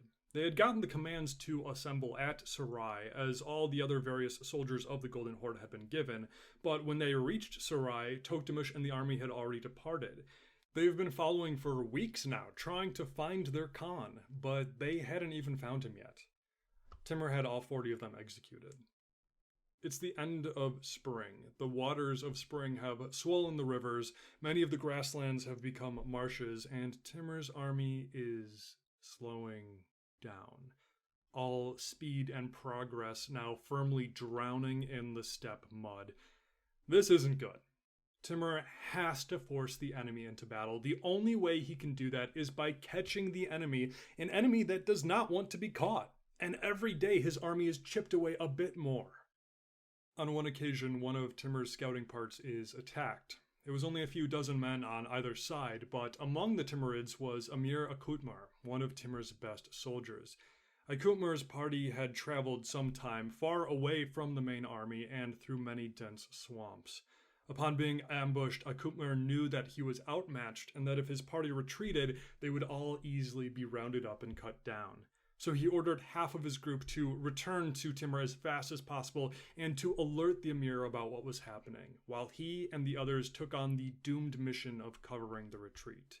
So some of the scouts race back to Timur, tell him of the situation, and Timur himself, with his bodyguards, race back to the position, but upon reaching it, Timur finds all of his scouts killed. He and his entourage easily kill or rout the enemies, but the damage was done.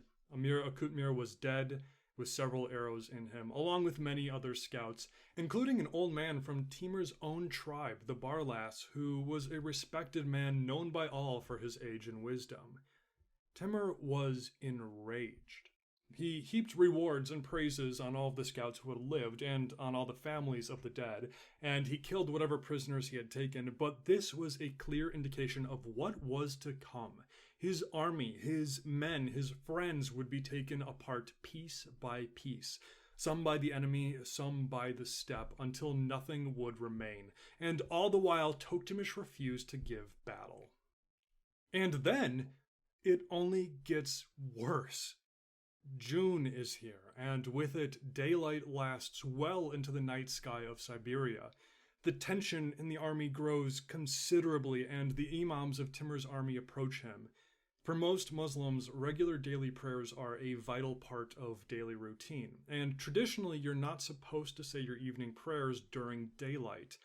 But now, sunset doesn't happen until late into the night, and the men don't know what to do. Is this sacrilege? Can they still pray? And just pausing real quick, I have to say from personal experience, the long summer suns and short winter days near the Arctic Circle are incredibly unnerving. I visited northern Alaska a few years ago in the summer, and it's honestly insane. The day is as bright as it is any afternoon, past midnight, 1, 2, 3 in the morning, and then the sun sets for like an hour or two, never really reaching full darkness, and then it rises again. It is incredibly odd. Anyway, the men are dealing with this phenomenon in addition to the religious confusion it brings. Timur tells the religious leaders to assure the men that their devotion has not changed. Nothing changes about the prayers except for the light, but their devotion is what matters, not the light. But in addition to the never-ending light, the dense marshes and the clouds of biting insects, it rains and it rains and it rains. This is a military nightmare on the brink of utter disaster. Timur has one last idea, one last gamble to force the enemy to battle. He was out of time. It was mid-June now, nearly half a year since he first marched out from his empire. It was now or never. Timur has a war council where they decide that they're going to send 20,000 men, the best soldiers and fastest riders. They would ride out as fast as they could in the direction they think Tokhtamysh is in, and then they would attack him, forcing a battle. Meanwhile, Timur would be following with the majority of the army in battle formation, ready to do battle, and would catch up with the 20,000, hopefully, who had caught the enemy.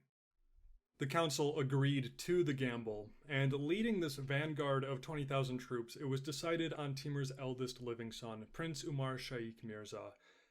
This was a terrible gamble. Sending your son out with 20,000 could be disastrous. And of course, this whole plan only works if A, Umar Shaikh can find the enemy, and B, if Tokhtamysh actually takes the bait and doesn't just keep retreating. But Timur has no choice. He gives the orders. June 18th, 1391. Umar Shaikh and the 20,000 ride off. The rest of the army prepares for battle, a battle that may or may not come.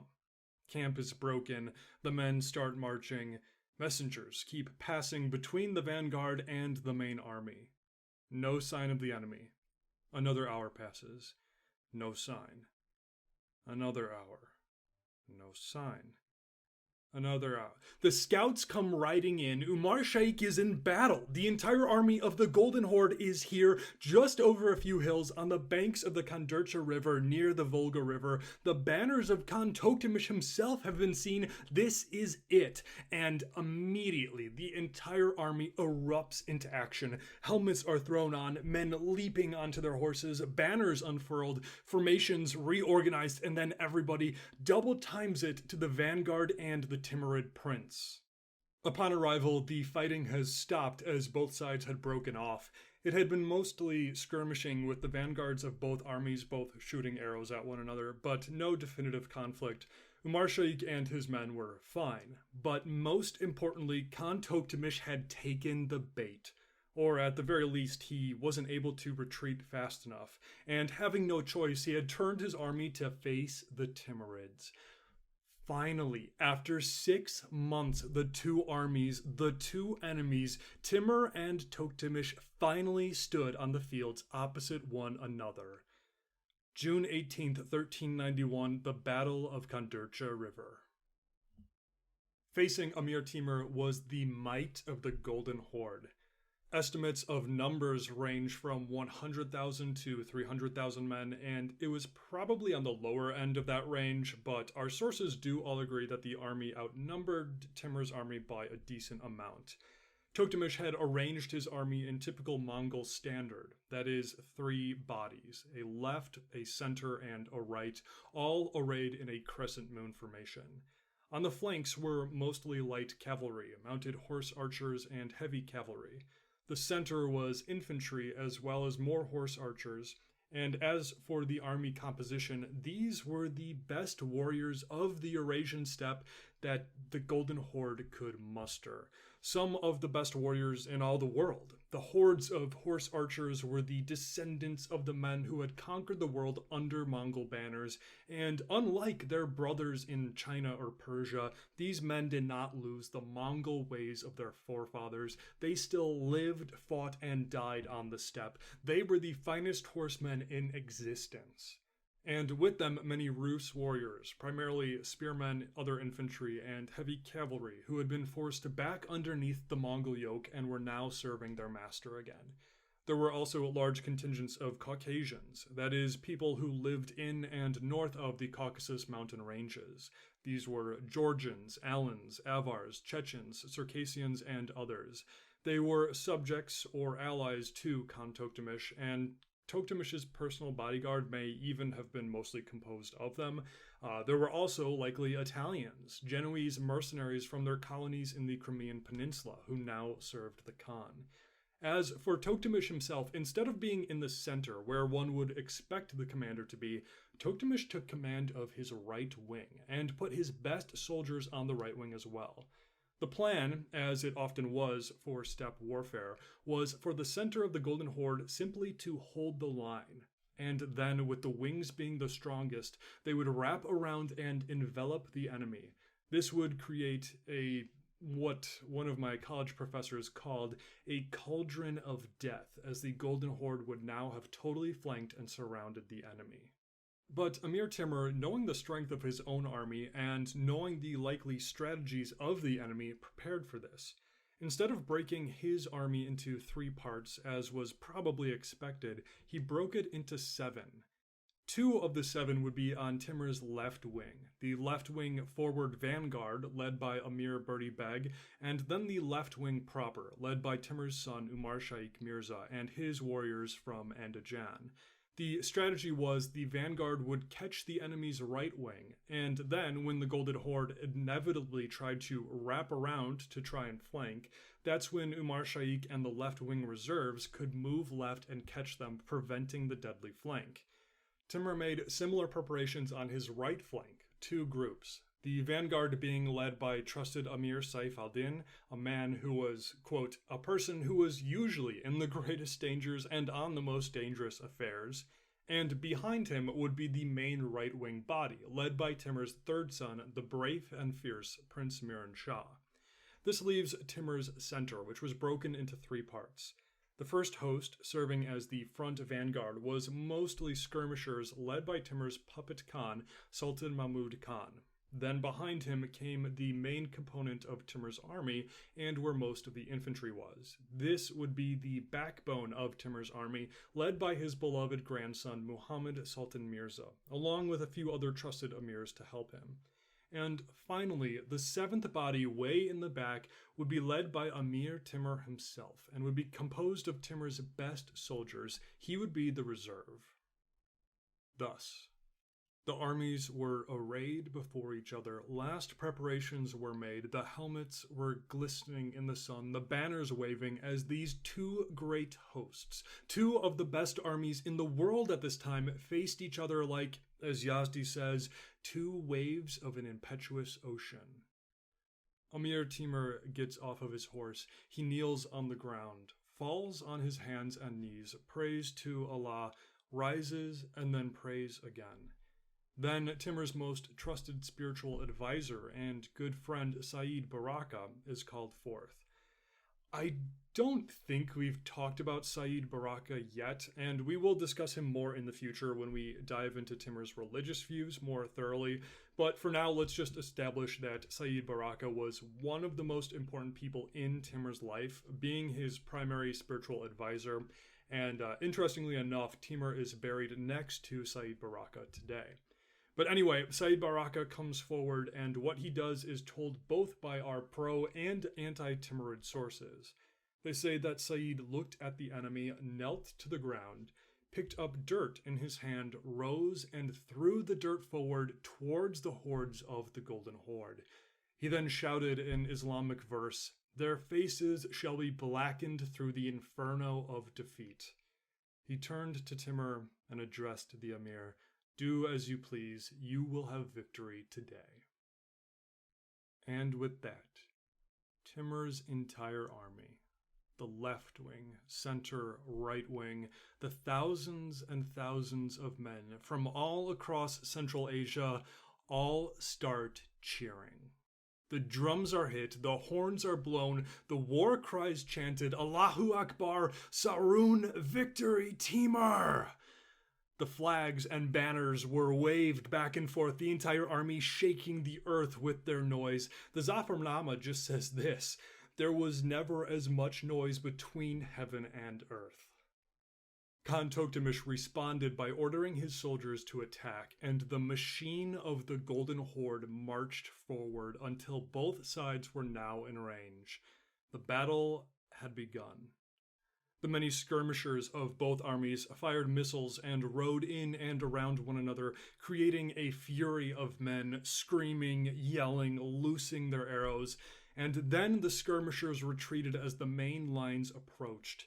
In the center, the Rus and Mongol spearmen of the Golden Horde versus the Persian and Sarbadar spearmen of the Timurids. 100 feet in between the two lines. 75 feet, 50 feet away, 10 feet in between them, the crazed excitement and fear in the eyes of every soldier as they now looked into the very faces of the enemy. Crash! The centers of both armies now in furious battle. As Ahmed ibn Arab Shah later wrote, "Then between the two armies seethed the traffic of battle, and nothing was sold there between them except the trade of mutual blows." Meanwhile, Tokhtamysh's left wing attacked Timur's right, with Timur's right-wing vanguard charging forward and meeting the Mongols in a mutual charge. Then, just as Timur had predicted, the Mongols elongated their left flank in order to flank Timur's right. But this attempt was perfectly countered. Timur's son Miran Shah and Amir Jahan Shah, who led the second group on his right flank, caught the encircling attempt. The centers of the army, as well as Timur's right and Tokhtamysh's left, were now all engaged. Neither side was breaking, neither side was gaining the advantage. Both sides, as Yazdi admits, both sides fought with determined resolution. But then the right wing of the Golden Horde attacked Timur's left wing. And the right wing of the Golden Horde was composed of their best soldiers and was led by none other than Khan Tokhtamysh himself. they crashed into the Timurid left-wing vanguard, and the Timurids here were mostly tribesmen of the Soldus tribe, and they fought furiously, but they were simply outmatched and outnumbered. After hectic fighting, the Golden Horde breaks through the vanguard, shattering it into small pieces that are now cut off and surrounded. Now, thankfully, Timur's left wing had that second component, that second part, and this was the brave and mighty army of Andijan and the Fergana Valley, led by Prince Umar Shaikh Mirza. Umar Shaikh, seeing the vanguard in distress, ordered his men into the battle to reinforce. The problem with this, though, is now that there was nobody to catch the flanking attempt of the Golden Horde. And they do just this, wrapping around, leaving Timur's left flank and his son now surrounded on three sides and very quickly losing ground. Meanwhile, not knowing that his left flank was in disarray, Timur had decided to throw his contingent, their reserves, straight into the center lines of the enemy. Hopefully this would overwhelm the center of the Golden Horde and cause the enemy of the army to break in two. So the Timurids now surge forward in the center, being commanded by Amir Timur himself. The Golden Horde center is being pushed back for sure, but they're still refusing to break. And that's when exhausted messengers frantically approach Timur, who was overlooking the fight in the center. The left flank is being destroyed. The banners of Khan Tokhtamysh's entourage have been spotted on the left. Umar Shaikh's forces are losing ground. Well, Timur immediately pulls his reserves out of the center, and he and they race to the left flank. Not only is his army about to be destroyed here, but Tokhtamysh has been sighted. After all of these years, after all of these months of campaigning, Timur finally sees him. Timur's reserves crash into the army of his adopted son. Now, what happens next is a bit hazy. The whole timeline of the battle is told in a confusing way, of course, and also we have a few sources that describe the battle, and they give different timelines, and also just different descriptions. So basically, we don't know what happens next, but there are a few possibilities, and I will tell you them. So, possibility number one. While Timur and Tokhtamysh and their contingents are fighting on the Timurid left flank, Prince Miran Shah breaks through the Golden Horde's left flank, that is, the Timurid's right flank. Then Miran Shah and the Timurid right flank sweeps around, crashing into the Golden Horde's center and forcing them to rout. Seeing that his left flank and center were retreating or routing, Khan Tokhtamysh had no choice but to pull off from the fighting. And then seeing their Khan retreating, the rest of the Golden Horde broke into a full rout. So that's possibility number one, and I think it is pretty reasonable. After all, Miran Shah is often mentioned for his almost crazed battle fury, and we also know that Tokhtamysh's left flank was weaker since he was focusing on his right. Possibility number two. The Zafarnama claims that upon seeing Timur's banners approach, Khan Tokhtamysh was seized with terror, and he just turned and fled. And seeing their Khan flee, the rest of the Golden Horde panicked and broke into a rout as well. And this is certainly a possibility. I mean, Tokhtamysh probably was afraid of Timur to a certain degree, but whether it was enough to cause him to panic and risk his whole army, I don't know. And finally, possibility number three, from Timur's alleged autobiographical journals, Timur claims that he had bribed the men or the man who carried Tokhtamysh's personal banner. And as Timur charged in, the Golden Horde banner carrier dropped the banner of the Khan, signifying to the rest of the Horde that their Khan had been killed, and thus everybody routed or retreated. Since our more reliable sources don't mention this, I am a bit skeptical.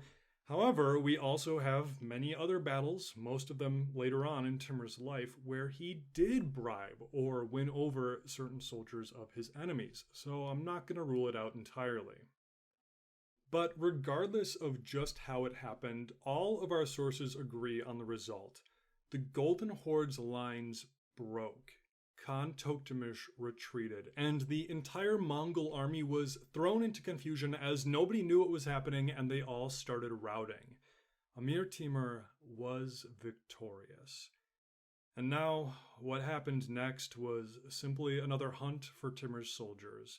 Just as they had rounded up and slaughtered antelope and deer a few weeks ago, now they did the same with men. Yazdi describes the morbid scene. Our soldiers closely pursued them and made a terrible slaughter, so that nothing but confusion was seen in the Mongol troops.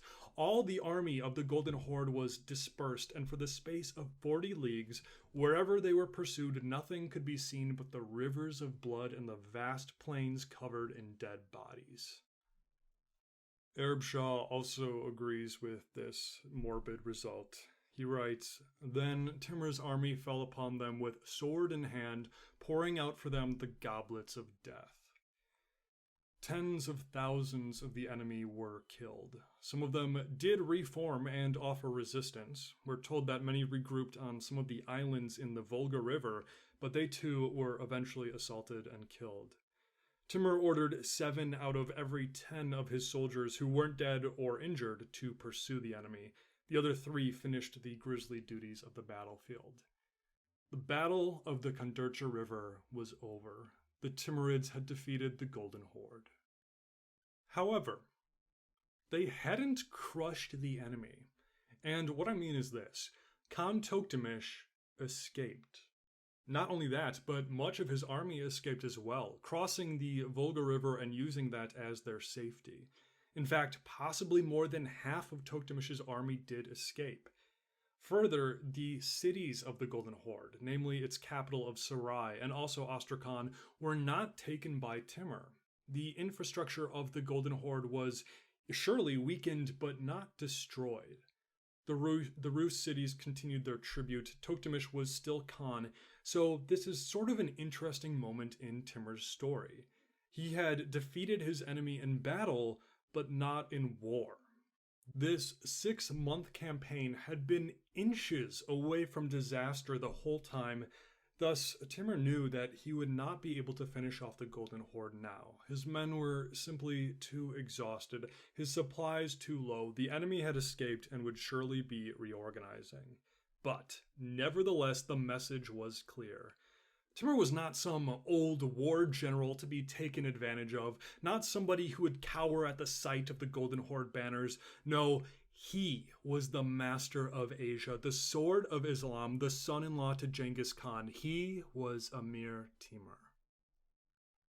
Plus, this had been a huge blow to the Horde. Not only were tens of thousands, if not 100,000 of their men dead, but all of their supplies, their resources, their equipment, their slaves, their camp followers, and many of their families who had marched with their army, all of them were now left defenseless, and the Timurids fell upon them, taking everything and everyone. Zafarnama says, all the emirs and warriors, when the emperor had sent them out to pillage the country, they returned victorious, loaded with plunder as horses, camels, oxen, sheep, and a great number of captives of every age and gender. The men had more plunder than they could carry. We're told that even the slaves in Timur's army, who had accompanied the army this whole time, even they were given so much treasure that they had to leave things behind. Perhaps the war was not over, but the campaign had been victorious. Timur's men could finally rest, could finally breathe, knowing that the enemy was far, far away, knowing that the 6 months of grueling torture of traveling the steppe had been worth it, because now they could celebrate. For 26 days, the army of Timur camped on the banks of the Volga, in the heart of the land of the Golden Horde, the new masters of the steppe, celebrating, feasting, and enjoying all of the spoils of their victory. Timur handed out vast rewards and treasures to his troops, especially those who had shown exceptional valor, and he also rewarded the families of those who had fallen. So, getting back to politics for a minute, the Golden Horde still exists. It's much weakened, but still powerful. Timur has no intention of taking it over right now. He really can't. His men just aren't up for it, and it would be way too risky to continue. So how can he ensure that the Golden Horde stays sufficiently weakened? Well, the opportunity presents itself. Several men approach Timur after the battle, and these were all various tribal leaders of the Golden Horde who had abandoned Tokhtamysh and joined Timur at one point or another. They fought against their countrymen on Timur's side at the Battle of Kondurcha, and now they approached Timur. They approached that Timur should allow them to stay here in the Horde with a portion of soldiers and supplies so that they could take back the Horde from Tokhtamysh and then would be loyal subjects of Timur from then on. Most notable among these men were Timur Kutluk, who was the grandson of Khan Urus, who Tokhtamysh had taken the Horde from years ago. So this Timur Kutluk definitely had a strong claim to the throne of the Golden Horde. Timur agreed to this, gave them ample supplies and troops, and sent them out off into the vast steppe of the Golden Horde. And pretty much immediately these guys stopped sending messengers to Timur, ignored his commands to return, and pretty much rebelled against him. They were confident that they could take back the Golden Horde from the weakened Tokhtamysh, and then they would be powerful enough to just ignore Timur forever. And honestly, Timur had almost certainly known this would happen. They were ambitious young men, just as he had been, and they had connections and royal lineage. But to Timur, it doesn't really matter. He's got the men and the servants he needs. If anything, this only helps his position, because it means that there's going to be a civil war in the Golden Horde now, and that means his northern neighbors will be completely unable to bother him again. And so, with victory at the Kondurcha River, Khan Tokhtamysh fleeing across the steppe, and various claimants put in power to challenge the Golden Horde structure, Amir Timur and his army returned home, across the steppe, laden with all of the spoils of war. Against all odds, Amir Timur had conquered the steppe. He had defeated Khan Tokhtamysh. The threat of the Golden Horde had been destroyed. Now, I would have liked to end that episode right there. It's a great finish, but in good faith, I can't. Because there's another portion to today's episode that I haven't talked about yet, because quite frankly, I hate talking about it. But we need to. So, a quick warning, I'm going to briefly talk about sexual war crimes. Now, the episode is done. I'm not going to go any further into the chronological narrative. If you turn the episode off here, you won't miss anything in the next steps to Timur's story. I know that this topic is, it's just evil, and it's hard to discuss, and I want to be as sensitive as I can. So please shut this episode off and join me next time if that's what you need to do. I completely understand. All right, with that said, here we go. Sexual crime is an utterly evil but inseparable reality to war throughout history. And I want to be very clear here because so often, anytime this comes up, I hear or see people mislabeling the perpetrators in an academically dishonest way. And I'll just be blunt here. I have seen people bring up the crimes that Timur and his army committed and then use that as a label for all Muslims or all Turks or all Persians or so on and so forth. And it's just a logical fallacy, but it happens. And just a day ago, I saw a comment on YouTube that brought up the mass killing committed by Timur's army. And then it pretty much just said, see, this is what Islam does. Timur was a war criminal. Timur was also a Muslim. Therefore, Muslims are war criminals. Obviously, the logic is non-existent here, and it's a very dangerous way of thinking, and it drives me crazy, because here is the fact of the matter.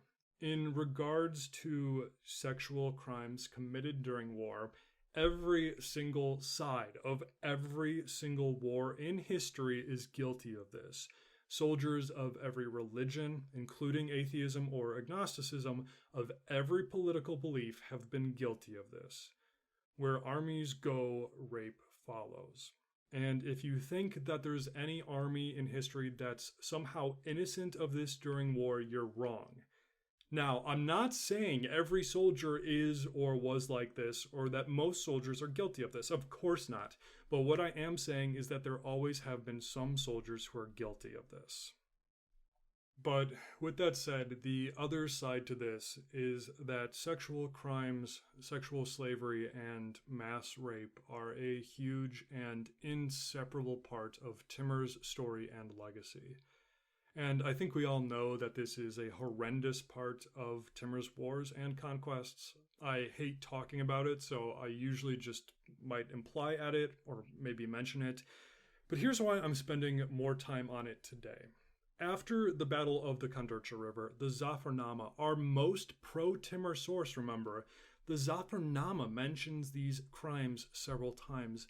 And not only that, but it brags or gloats about it. So this aspect of the story, I believe, has to be included. It is a part of Timur's legacy that cannot be omitted. I firmly do believe that all of history has to be remembered. The families, servants, and slaves of the Golden Horde had been left behind. They were all captured by the Timurids. Yazdi tells us that the women and girls taken were the most beautiful in all of the world. The most beautiful of these were selected. Several of them were added to Timur's harem, and others were put in Timur's tent for the next few nights. All the others were forced to attend to all of the emirs and officers, refilling their golden cups with wine whenever they needed it, and doing whatever their new masters pleased. Yazdi coldly gloats that these beautiful slaves made everything seem more agreeable. At the end of the 26 days of celebration and debauchery, the army returned home, carrying all that they had won. Each officer was given his personal slave girl, and then all of the other captured slaves were chained together and again, as Yazdi says, quote, much enjoyed by the soldiers the entire trip home. And that's all I've got to say about this. Unfortunately, this is going to happen many, many more times in the rest of Timur's story, and I hate talking about it, but I firmly believe that it has to be remembered. I love military history, and I find the topic of Amir Timur so endlessly interesting, and I know that it is so easy to get caught up in the narrative, to get excited for the battles, enjoy hearing about the armies and armor of the soldiers, all the various campaigns, and I don't think there's anything wrong with that. I mean, obviously I get pretty excited researching and talking about this stuff, but it is absolutely critically necessary for both you and me, especially me, to remember that these were real wars, real people, real consequences, real suffering. And like every war in history, it is the innocent who always suffer the most. I'm sorry for ending this on that dark and depressing note. Like I said, I didn't want to, but I think I needed to. With that, though, I am going to bring this episode to a close. This has been the Timur Podcast. Thank you so much for joining me on this journey. If you want to follow the show or reach out to me for any reason at all, you can do so on Facebook or X at Timur Podcast, or email me at timurpodcast@gmail.com. Next episode, we will follow Amir Timur as he returns home and begins his next invasion of conquest. I will see you then right here on the Timur Podcast.